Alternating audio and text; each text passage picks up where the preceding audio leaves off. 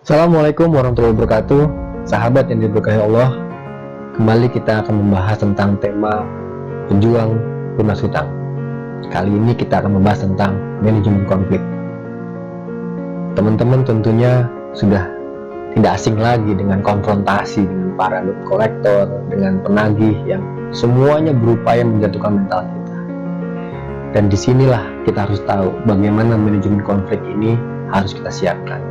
Karena pada dasarnya itu adalah bagian dari proses perjuangan kita. Sahabat, pada saat kemarin kita udah bicara tentang perjuangan, perjalanan mental kita, kemudian bagaimana kita sudah mendapatkan ketenangan jiwa. Nah, disinilah kita siap untuk bertempur. Bertempur untuk apa? Menghadapi konflik. Konflik terhadap orang-orang yang mereka punya kepentingan terhadap hutang. Kita ambil contoh yang paling sekarang banyak dialami oleh orang adalah pinjaman online. Pinjaman online yang pada dasarnya tidak ada jaminan apapun yang digunakan pada saat pinjaman tersebut diberikan. Namun yang menjadi jaminan adalah reputasi kita. Pada saat itulah kita akan dilihat apakah kita tidak layak atau tidak dengan dilihat kualitas dari relasi-relasi kita. Sahabat, pada saat kita lalai menyelesaikan atau membayar kewajiban pinjaman online, tahapan pertama kita akan diberikan peringatan. Kemudian pada saat peringatan tersebut lewat masa berlakunya, kemudian akan ada orang yang ditugaskan untuk mengingatkan, baik lewat telepon, WA, email, dan segala media komunikasi yang lain. Pada saat kita belum bisa menunaikan kewajiban di masa tersebut, akan ada orang datang ke rumah kita, dan itunya tentunya berupaya untuk menekan kita untuk segera menyelesaikan hutang tersebut. Pada saat kita punya uang untuk menyelesaikan itu, tentunya kita dengan lapang dada siap menghadapi. Tapi pada saat kita tidak punya uang, apa yang harus kita lakukan? Maka kita harus menyiapkan kata-kata dan juga kita menyiapkan mental yang kuat, mental untuk berkonfrontasi, karena pada dasarnya mereka menjalankan tugas. Jadi pada saat mereka menghubungi kita, hendaknya kita menghindari kontak lewat telepon secara suara. Karena kenapa? Karena kalau kita kontak melalui telepon, maka yang orang yang menagih itu akan punya keleluasaan menjatuhkan mental kita, baik dari nada, intonasi, kata-kata yang kita tidak bisa prediksi. Jadi untuk berkomunikasi baiknya hanya melalui chat, email, atau chat teks saja. Agar apa? Tadi kita bisa memilah, kita bisa mempersiapkan kata-kata apa yang akan kita jawab. Sehingga kalau misalnya itu terjadi, kita sudah tidak kaget. Jadi intinya kita harus aktif menjawab chat dari mereka. Lebih baik lagi kalau kita langsung berkomunikasi lewat email ke call center mereka, sehingga kita tidak punya alasan bahwa saya sudah menyampaikan kondisi kita ke call center. Sahabat, pada dasarnya manajemen konflik adalah bagaimana strategi kita berkomunikasi. Karena yang penting yang kita hadapi adalah sama-sama manusia. Tentunya mereka pun punya kelemahan. Jadi pada saat mereka menjalankan tugas, ya kita selesaikan tugas mereka. Pada saat mereka menyampaikan surat peringatan, kita terima dengan baik. Pada saat mereka mengingatkan kita terima. Terima kasih, saya sudah diingatkan. Nanti kalau misalnya saya punya uang, saya akan hubungi Anda, ya kan? Dan disitulah kita harus bisa tahu kapan kita akan membangun komunikasi. Jangan kita menghindar, karena tidak ada gunanya kita menghindar. Karena pada saat kita menghindar, mereka akan semakin agresif, ya kan? Mereka akan semakin dengan segala macam cara, termasuk juga menghubungi semua kontak-kontak kita. Jadi pada dasarnya kalau kita kooperatif membuka komunikasi dengan mereka, mereka pun juga akan tentunya memberikan waktu, ya kan? Dan pada saat waktu kita sudah habis, kita akan terus memberikan upaya kita, karena pada dasarnya hutang itu sifatnya adalah perdata. Jadi mereka tidak berhak untuk meneror. Pada saat mereka meneror melebihi dari batas kewajaran, maka kita punya hak untuk melaporkan itu kepada Badan Otoritas Keuangan, karena itu sudah mengganggu perlindungan konsumen. Namun kalau misalnya ternyata pinjaman online yang kita ambil adalah ilegal, ya tentunya itu tidak bisa ditertibkan oleh lembaga otoritas keuangan. Makanya kita harus memilih, harus tahu bahwa memang lembaga yang kita pinjamkan itu memang sudah resmi, agar kita bisa melapor kalau misalnya ternyata pihak-pihak terkait itu melakukan penagihan melebihi batas. Bahkan sampai ada intimidasi, kita berhak untuk melaporkan. Itu malah kesempatan kita untuk menjatuhkan mereka. Jadi bahkan kita harus menyiapkan kata-kata apa yang harus kita siapkan. Di sini nanti kita bisa berdiskusi. Pengalaman-pengalaman sahabat-sahabat yang lain akhirnya bisa melewati masa-masa sulit menghadapi debt collector ini, bisa jadikan bahan kita untuk menerapkan dalam kehidupan kita menghadapi konflik pada orang-orang yang menagih.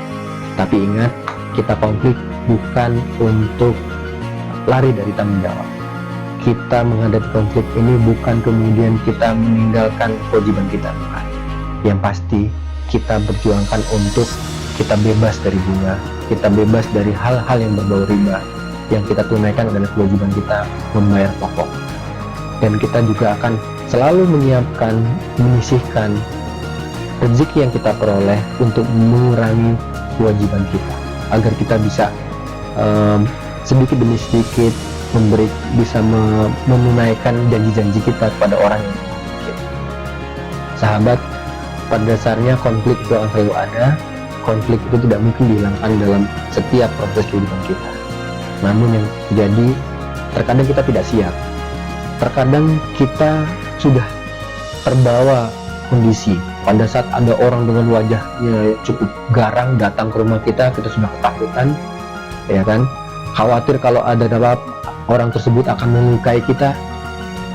Yakinlah, pada saat konflik itu, apabila terjadi sesuatu kontak fisik, malah kita yang akan menang, karena itu tidak berhak mereka melakukan.